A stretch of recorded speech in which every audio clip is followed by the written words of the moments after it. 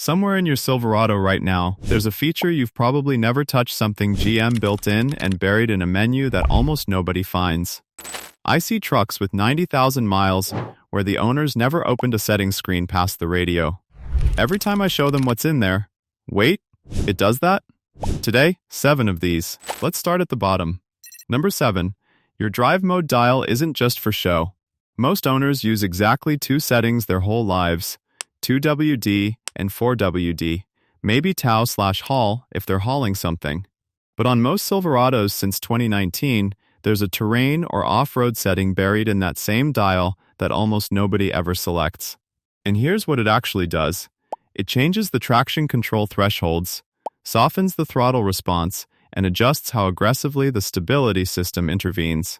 I had a customer, 2021 Silverado, lived on a gravel road that turned into a sheet of ice every January.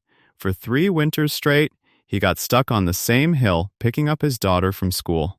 3 winters. Then one day his neighbor, who had the same truck, mentioned the off-road mode. He tried it. Never got stuck on that hill again. That's not a $40 fix. That's a setting that was already in his truck the entire time. But here's what most owners completely miss. That's the smallest one on this list. The next one costs you money every single month, and you might not even know it's there. Number 6. There's a hidden storage compartment most owners never open. Depending on your trim, there's a tray or cubby under the center console floor, behind the climate controls, or under the rear seat. That doesn't look like storage at all. It looks like part of the dashboard. I had a guy bring his truck in for an unrelated issue, and while I was under the dash, I found his missing garage door remote.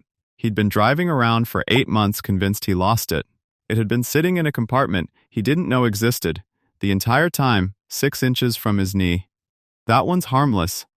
But the next one isn't, because getting this one wrong doesn't just cost you convenience, it can actually be dangerous. Number 5. Your trailer brake controller is probably calibrated for nobody's trailer. If you tow anything, a camper, a boat, a trailer full of equipment, your Silverado has a built-in brake controller with an adjustable gain setting. Most owners never touch it. It ships from the factory at a generic default, and it stays there. I mentioned the guy earlier, 54,000 miles, towing a 7,000-pound camper for 2 years on the factory setting. When we actually calibrated it for his trailer's weight, the difference was immediate. Before, his trailer brakes were barely engaging, most of the stopping force was coming from his truck. After, the trailer actually helped slow the rig down the way it's supposed to. He told me afterward that he'd had 2 close calls on downhill grades over those 2 years, and he'd always blamed the trailer. It was never the trailer. It was a 5-minute setting on a touchscreen he'd never opened. And that's not even the feature that surprised people most. The next one is something contractors pay hundreds of dollars a year for. And it might already be sitting in your truck bed. Number 4, that outlet in your bed isn't just for charging your phone. Certain trims come with a 120-volt household-style outlet, either in the bed or behind the rear seat. Most owners assume it's a low-power USB-style thing, good for a phone charger and nothing else. It's not. Depending on the trim, that outlet can run real tools, a shop light, a small saw, a battery charger for other equipment. I had a customer who did landscaping on the side, and for 2 years he rented a small generator every weekend for job sites. 2 years of rental fees. His truck had been able to power his tools the entire time. He just never knew the outlet was rated for more than a phone. So that's 4 down. But the next one isn't about convenience at all. It's about something a lot of parents wish they'd known about sooner. So that's 4 down, and if you're picking up on stuff your own truck's been hiding, that's the whole point of this channel, so go ahead and hit subscribe now before we keep going. Because the next one isn't about convenience at all, it's something a lot of parents wish they'd known about sooner. Number 3, teen driver mode works on more than just teenagers. If you've got a younger driver in the house, there's a setting that creates a report card, hard braking events, top speed reached, distance traveled. Even a forced volume limit and seatbelt reminder that can't be turned off from the driver's seat. But here's the part most owners don't realize. It's not locked to teen, it's tied to a key fob. Which means if you've got a second driver of any age borrowing your truck, an employee, a family member, anyone, you can quietly know exactly how that truck was driven while you weren't in it. I had a customer set this up after his son got his license, mostly as a formality. 3 weeks later, the report showed 6 hard braking events in one day, all on the same stretch of road near the school. Turns out, his son had been racing a friend after the bell. He never would have known. The truck told him. So that's 3 left. And this next one, most owners think their tailgate only does 2 things, open and closed. It does a lot more than that. Number 2, your tailgate has more positions than open and closed. Depending on your trim and model year, your tailgate may have a load stop position, held at a specific angle by an internal cable system instead of hanging all the way down. This matters more than it sounds like. I had a customer who hauled lumber and ladders regularly, and every time, the full drop tailgate would scrape the ground on his driveway's slope, or his cargo would slide right off the back because there was nothing to stop it.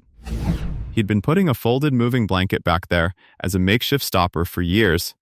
The load stop position had been sitting 1 click away the entire time. He just never knew the tailgate did anything besides fully open or fully closed.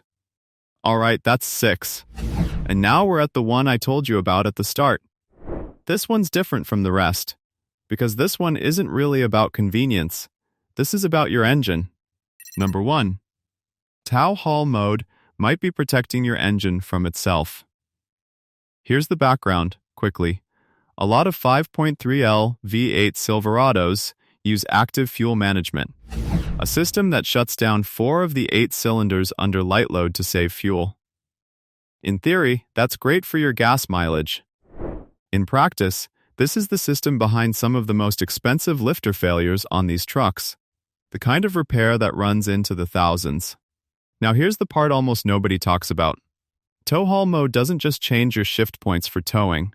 On a lot of these trucks, it also changes the load thresholds that trigger AFM's cylinder deactivation, keeping the engine running on all 8 cylinders more of the time, even when you're not towing anything at all.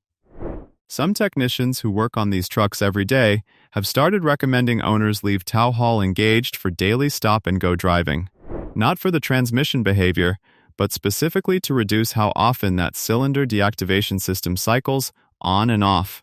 Less cycling, in theory, means less stress on the exact lifter mechanism that causes those $4,000 to $7,000 repairs.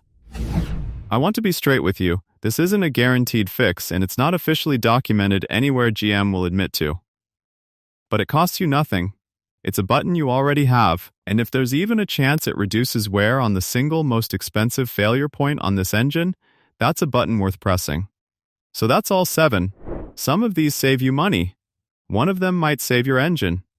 And if AFM and that lifter system is something you want to understand properly, what it actually does, how it fails, and what owners are doing about it, that's exactly what we're covering next. Hit subscribe so you don't miss it.